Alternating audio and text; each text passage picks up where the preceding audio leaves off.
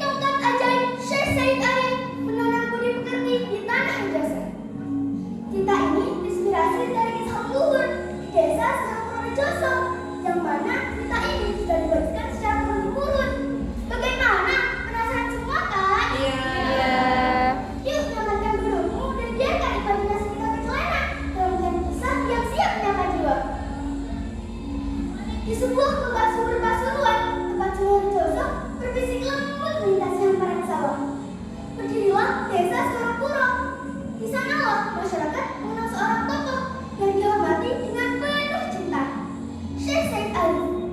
Beliau bukan dadan dan kemewahan, melainkan dengan sorban putih, senyum damai, dan sebuah tata cara sederhana. Masyarakat di sana hidup sebagai petani dan nelayan. Mereka rajin, namun hati mereka sering diliputi dengan rasa kecemasan karena belum mengenal ajaran budi pekerti secara mendalam. Syekh Said Arif tidak datang untuk menceramahi, melainkan untuk menekan tangan. Beliau ikut menanam padi, memperbaiki tanggul, dan menolong orang yang sakit.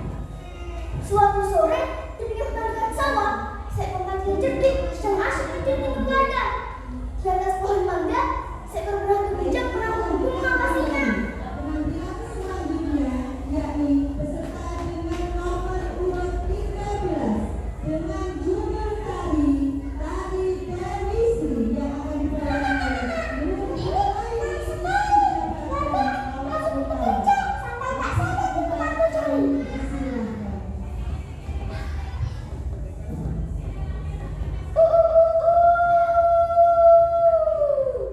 Cerdik, perbuatanmu mencerminkan hati yang sempit.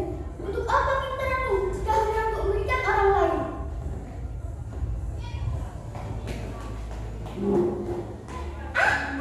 Anak sekarang siapa yang cepat dia yang dapat.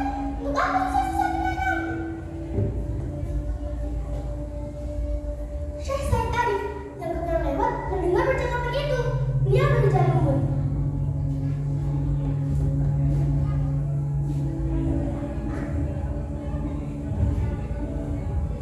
Wahai makhluk Tuhan yang cerdik, ilmu tanpa budi pekerti, bagaikan perahu tanpa kemudi. Ia akan terombang-ambing dan akhirnya karam. Musim kemarau melanda Rejoso, tanah kering 1000, sungai mengering, tanaman padi beruklayung. Kepanikan mulai menjalar di hati warga. Tempat mereka diuji, bahkan sekanjeng pun mulai lemas karena tak ada lagi yang diujikan. Kak Tarjo sebagai warga desa berkata kepada Syekh Said Arif, "Syekh, bagaimana nasib kami jika air tak kunjung datang? Anak cucu kami akan kelaparan. Belanda pun terus menekan kita untuk menyerahkan hasil bumi."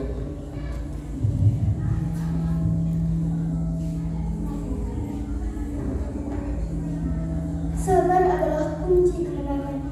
Jangan biarkan kesulitan mematahkan semangat kebesaran kita. Mari kita memohon kepada Sang Pemilik alam.